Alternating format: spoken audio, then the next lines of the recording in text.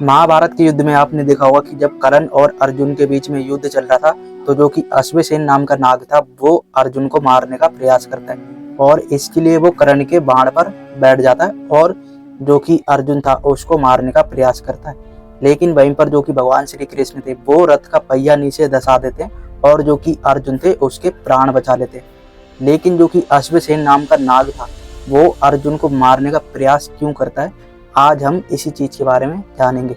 जैसा कि आप सबको पता है कि जो पांडव थे उनको बंटवारे के समय में खांडव प्रस्थ मिला था।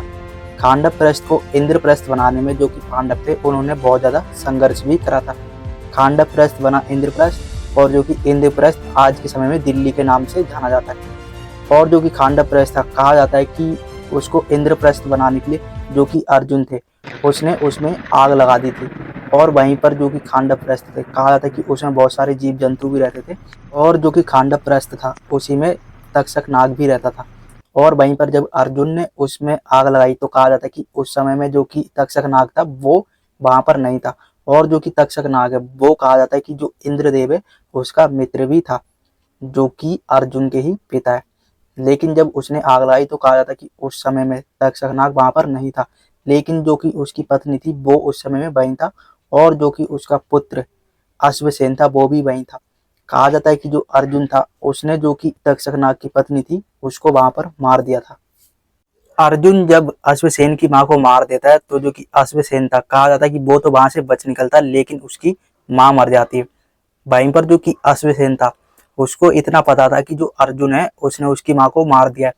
तो जो कि अश्वसेन था, कहा जाता है कि वो जो कि अर्जुन है उससे बहुत ज्यादा नफरत करने लग जाता है और वो अपना एक लक्ष्य बनाता है कि मुझे अर्जुन को मारना है।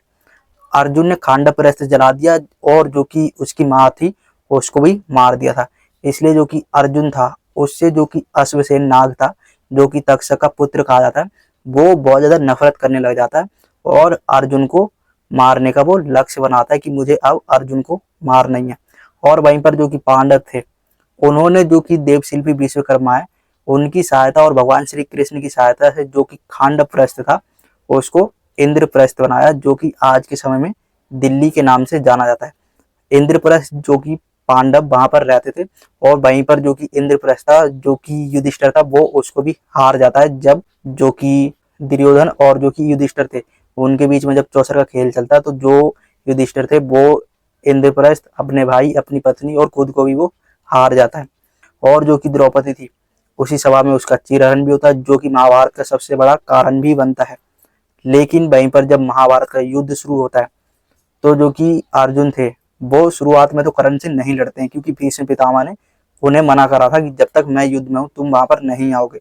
लेकिन जब अर्जुन ने शिखंडिनी की सहायता से जो कि भीष्म पितामह थे उनको बाण की सैया पे लिटा दिया था तो जो कि कर्ण थे वो युद्ध में आते हैं। अब वहीं पे कहा जाता है कि जो कर्ण थे वो जब अर्जुन है उससे युद्ध लड़ रहे होते हैं तो कहा जाता है कि एक दिन जो कि कर्ण थे वो जो कि अर्जुन थे उससे जब युद्ध लड़ते हैं तो जो कि अश्वसेन था उसको यहाँ पे सबसे बड़ा मौका मिलता है अर्जुन को मारने का। कहा जाता है कि जो अश्वसेन था वो इसके लिए कर्ण की सहायता भी लेता है और जो कि अश्वसेन था वो जो कि कर्ण है उसके बाण में वो सवार हो जाता है। और जो कि अश्वसेन था उसे पता था कि अब मैं अर्जुन पे प्रहार करूंगा और अर्जुन को जीवित नहीं छोड़ूंगा और अपनी माता की मृत्यु का बदला भी ले लूंगा। लेकिन जो कि श्री कृष्ण थे वो जो कि अश्वसेन थे उसकी चाल को विफल कर देते हैं। कहा जाता है कि जब अश्वसेन कर्ण के बाण पे सवार हो जाता है अर्जुन को मारने के लिए तो जो कि कर्ण का बाण था वो बहुत ज्यादा घातक बन जाता है।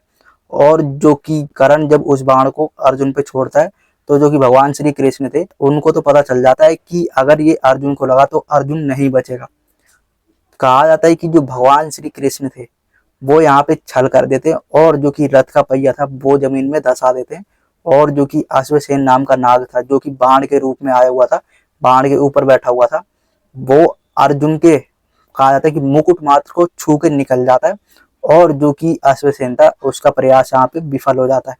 और जो कि भगवान श्री कृष्ण थे इस तरह से जो कि अर्जुन थे उसके प्राण भी बचा लेते हैं।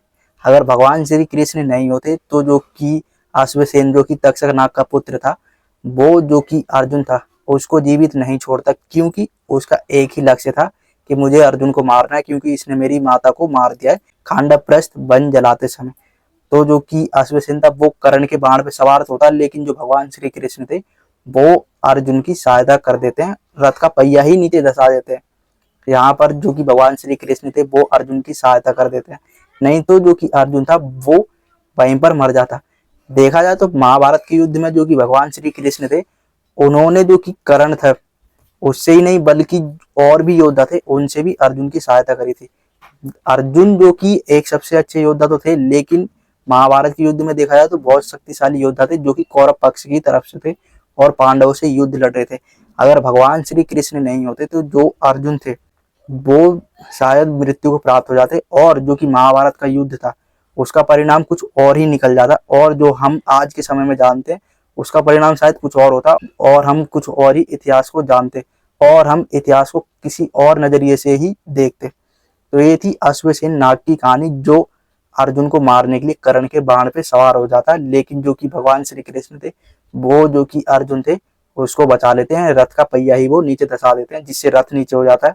और जो कि अश्वसेन नाग जो बाण में सवार था वो जो कि अर्जुन है कहा था कि उसके मुकुट को छू के निकल जाता है।